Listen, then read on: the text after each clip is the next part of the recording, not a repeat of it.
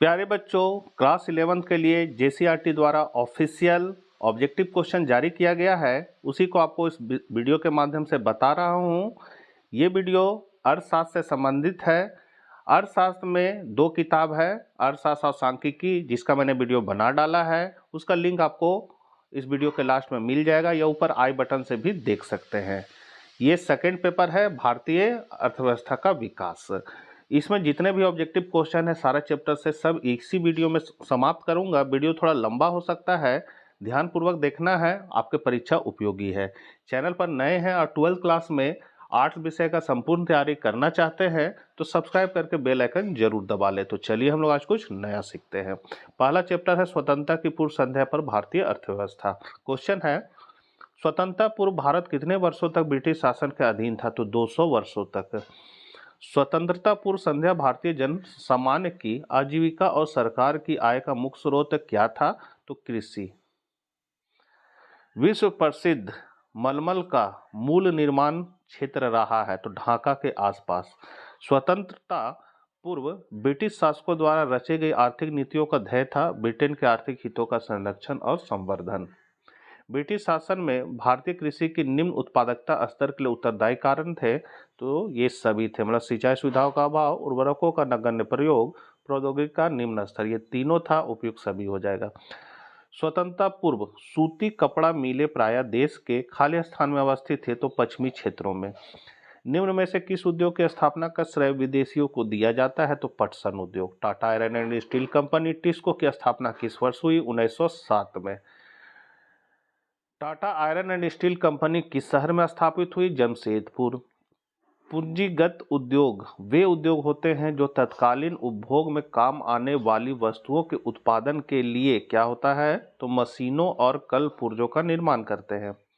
India divided नामक पुस्तक किसने लिखी थी? Doctor Rajendra Prasad. Economics history of India नामक पुस्तक किसने लिखी है? रमेश चंद्र दत्त।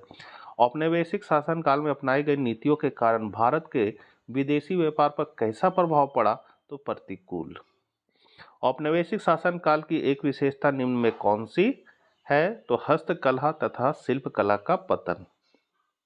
स्वेज नहर के माध्यम से व्यापार का परिचालन किस वर्ष शुरू किया गया?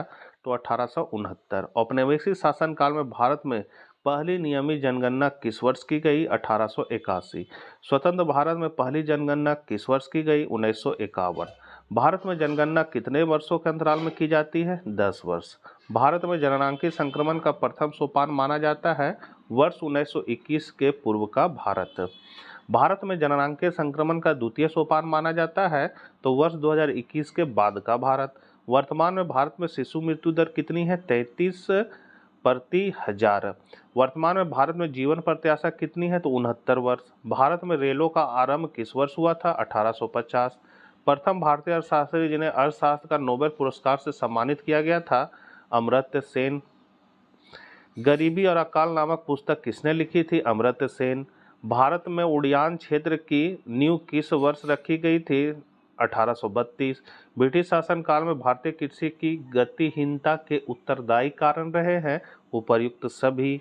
औपनिवेशिक शासन के भारत में निम्न में से किस वस्तु का निर्यात नहीं होता था? तो पूंजीगत वस्तु।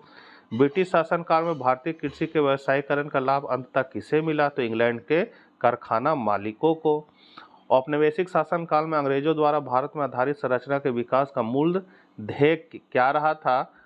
तो रहा था अंग्रेजी सेनाओं के आगमन में सुविधा प्रदान करना और देश के भीतरी भागों में कच्चे माल को निकटतम रेलवे स्टेशन या पत्तनों तक पहुंचाना। दोनों होगा, इसलिए डी हो गया।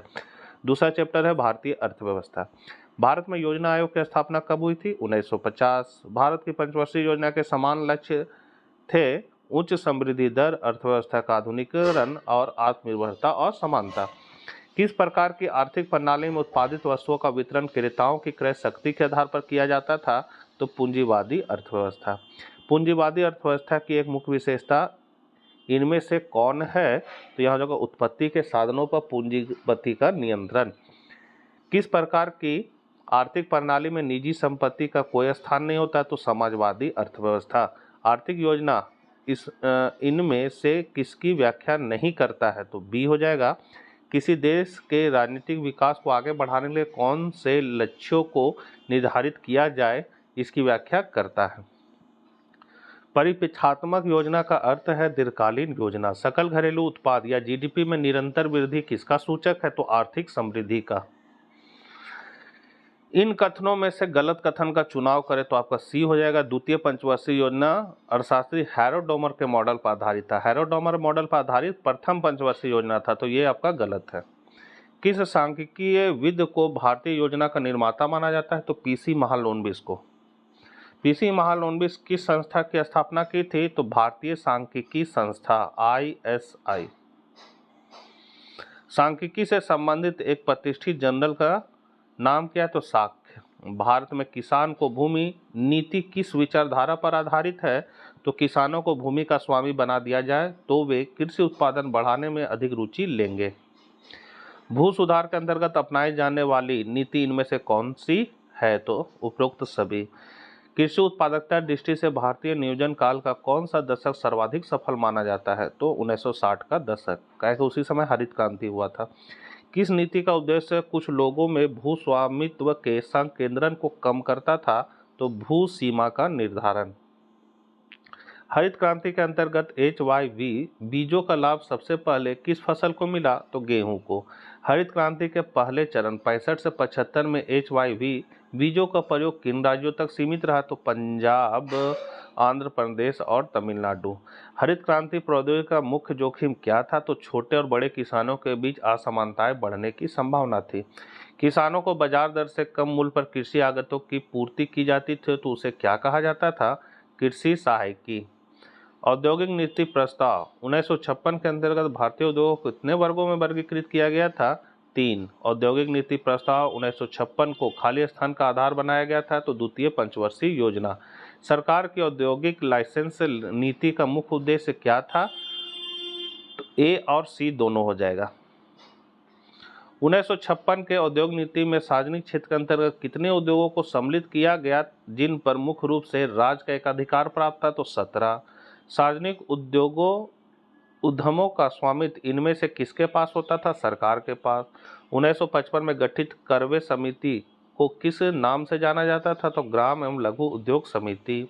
1950 में लघु उद्योग औद्योगिक इकाई में निवेश की अधिकतम सीमा क्या थी, 5 लाख रुपए। लघु उद्योग की मुख्य समस्या है कि यह बड़े उद्योगों से प्रतिस्पर्धा नहीं कर सकते हैं। अगला है निम्नलिखित में कौन भारत में लघु उद्योग की विशेषता नहीं है, तो बी हो जाएगा। लघु उद्योग में उत्पादन की लागत बहुत कम होती है। जब किसी वस्तु का विदेशियों से आयात करने के बदले घरेलू उत्पादन द्वारा उसकी पूर्ति की जाती है तो उसे क्या कहा जाता है, आयात प्रतिस्थापन। भारत की व्यापार नीति की दृष्टि से प्रथम 7 पंचवर्षीय योजनाओं की क्या विशेषता थी, तो अंतर्मुखी व्यापार नीति। जब घरेलू उत्पादक द्वारा किसी वस्तु का आयात करने की अधिकतम सीमा को सरकार द्वारा तय कर दिया जाता है तो उसे कहते हैं कोटा। आयातित वस्तुओं पर लगने वाला कर क्या कहलाता है, प्रशुल्क। भारत में 12वीं पंचवर्षीय योजना का कार्यकाल क्या था, तो 1 अप्रैल 2012 से 31 मार्च 2017। किस संस्था ने योजना आयोग का स्थान ले लिया, तो नीति आयोग। तीसरा चैप्टर स्वतंत्रता प्राप्ति के पश्चात भारत ने किस अर्थव्यवस्था को अपनाया, मिश्रित अर्थव्यवस्था, बहुत इंपॉर्टेंट है। विश्व बैंक का दूसरा नाम क्या है, तो अंतर्राष्ट्रीय पूर्ण निर्माण और विकास बैंक। भारत ने आर्थिक संकट के समय किन 2 संस्थाओं से ऋण लिया था, तो IMF और IBRD, मतलब अंतर्राष्ट्रीय मुद्रा कोष से और विश्व बैंक से। नई आर्थिक नीति की घोषणा कब की गई थी, 1991। बहुत इंपॉर्टेंट क्वेश्चन है। 1991 से आरंभ की गई आर्थिक नीति में कितने उद्योगों को लाइसेंस देना अनिवार्य किया गया था, तो 6। सार्वजनिक क्षेत्र की कितने पास आरक्षित रखी गई है उद्योगों को सरकार अपने, 3। भारत में वित्तीय क्षेत्र के नियमन का दायित्व किनका है, तो ये है रिजर्व बैंक ऑफ इंडिया का। बैंकों की पूंजी में विदेशी भागीदारी की सीमा कितनी प्रतिशत कर दी गई है, तो 74। निम्नांकित में कौन सा कर सुधार नहीं है, धन का अवमूल्यन। वस्तु और सेवा कर अधिनियम GST कानून कब पारित किया गया, 2016। वस्तु एवं सेवा कर अधिनियम कानून कब लागू हुआ, 2017। भुगतान संतुलन की समस्या से निदान के लिए मुद्रा का प्रथम अवमूल्यन कब किया गया था, 1991। निम्नांकित में कौन से उद्योग सार्वजनिक क्षेत्र के आरक्षित नहीं है? सिगरेट। अंतर्राष्ट्रीय पूर्ण निर्माण और विकास बैंक को और किस नाम से जाना जाता है? तो विश्व बैंक। एलपीजी का अर्थ है उदारीकरण, निजीकरण और वैश्वीकरण। सार्वजनिक क्षेत्र के उद्योगों द्वारा जन सामान को इक्विटी की बिक्री कर निजीकरण करना क्या कहलाता है? विनिवेश। इनमें से निजी कंपनी कौन है? तो टाटा स्टील एंड कंपनी। विश्व व्यापार संगठन की स्थापना कब हुई थी? 1995। सरकार की कराधान और सार्वजनिक व्यय नीति कहलाती है राजकोषीय नीति। व्यक्तियों की आय पर लगाया गया कर है प्रत्यक्ष कर। भारत को आर्थिक संकट के समय आईएमएफ और आईबीआरडी ने कितना ऋण प्रदान किया था? तो $7 बिलियन। निम्नलिखित में कौन नई आर्थिक नीति का अंग नहीं है? तो विकेंद्रीकरण। गैट की स्थापना का वर्ष है 1948।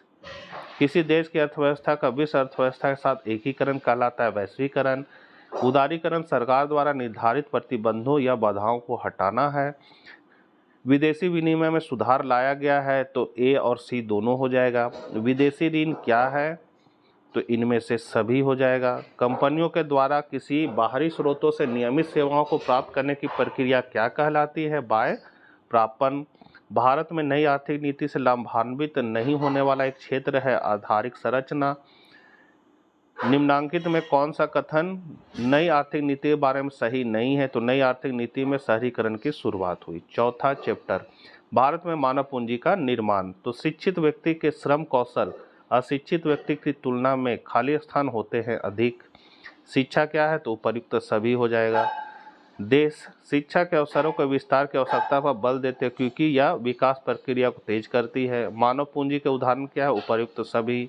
मानव पूंजी निर्माण के प्रमुख स्रोत क्या है? उपयुक्त सभी। मानव पूंजी है क्या? श्रमिक तथा उद्यमी दोनों। मानव पूंजी में सम्मिलित होते हैं उपयुक्त सभी। एक स्वस्थ श्रम की तुलना में एक बीमार श्रम की उपयुक्त सभी हो जाएगा। सामाजिक आयुर्विज्ञान का अर्थ है स्वास्थ्य संबंधी साक्षात्कार का ज्ञान का प्रसार। टीकाकरण है प्रतिषेधी आयुर्विज्ञान। कार्य के दौरान प्रशिक्षण से श्रम की उत्पादकता में होती है वृद्धि। एक फर्म ने कर्मचारियों को प्रशिक्षण देने के बाद एक निश्चित अवधि तक अपने ही फर्म में कार्य करने को बाध्य करती क्योंकि फर्म प्रशिक्षण पर किया गया व्यय की उगाही अधिक उत्पादन से प्राप्त लाभ के द्वारा करना चाहती है। भारत में ग्रामीण क्षेत्र से शहरी क्षेत्र की ओर पलायन या प्रवासन का मुख्य कारण क्या है? तो ग्रामीण बेरोजगारी। प्रवासी श्रमिकों को कौन कौन से लागतें वहन करनी पड़ती है? उपयुक्त सभी। भौतिक पूंजी निर्माण कैसे प्रक्रिया है? तो एक आर्थिक और तकनीकी प्रक्रिया है। मानव पूंजी के संबंध में निम्न में कौन सा कथन सत्य है? उपर्युक्त सभी कथन सत्य है, मतलब ए, बी और सी। भौतिक पूंजी के संबंध में निम्न में कौन सा कथन सत्य है? तो उपर्युक्त सभी सत्य है। व्यक्ति की उपार्जन क्षमता को प्रभावित करने वाले प्रमुख कारक निम्नांकित में कौन कौन से हैं? उपर्युक्त सभी। भारत में सर्वप्रथम किस पंचवर्षीय योजना में आर्थिक समृद्धि या मानव पूंजी के महत्व को स्वीकार किया गया था? तो 7वीं पंचवर्षीय योजना में। तकनीकी विकास से किस प्रकार के श्रमिकों की मांग बढ़ेगी? कुशल श्रमिकों की। भारत के विकसित देश बनने के साथ भारत की मांग बढ़ेगी किसकी? मानविकी और कला। मानव विकास साध्य है, मानव पूंजी साधन है। मानव विकास की अवधारणा विचार आधारित है। शिक्षा और स्वास्थ्य मानव कल्याण का अभिन्न अंग है। भारत की प्रशासकीय व्यवस्था के 3 स्तर कौन कौन से हैं? तो केंद्र, राज्य और स्थानीय निकाय। शिक्षा और स्वास्थ्य की देखभाल किस प्रकार के लाभ से उत्पन्न होती है? तो ये होता है सामाजिक और निजी लाभ दोनों। वह प्रक्रिया जिसके अंतर्गत शिक्षा पर निवेश, स्वास्थ्य सुविधाओं पर व्यय एवं कार्य के दौरान प्रशिक्षण दी जाती है क्या कहलाती है? मानव पूंजी निर्माण।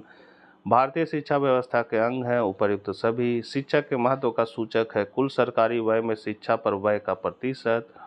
वर्ष 2014 में कुल सरकारी व्यय में शिक्षा पर व्यय का प्रतिशत कितना रहा? 15.7%। कुल शिक्षा व्यय का सर्वाधिक भाग किस स्तर के शिक्षा पर व्यय किया जाता है? प्राथमिक शिक्षा पर।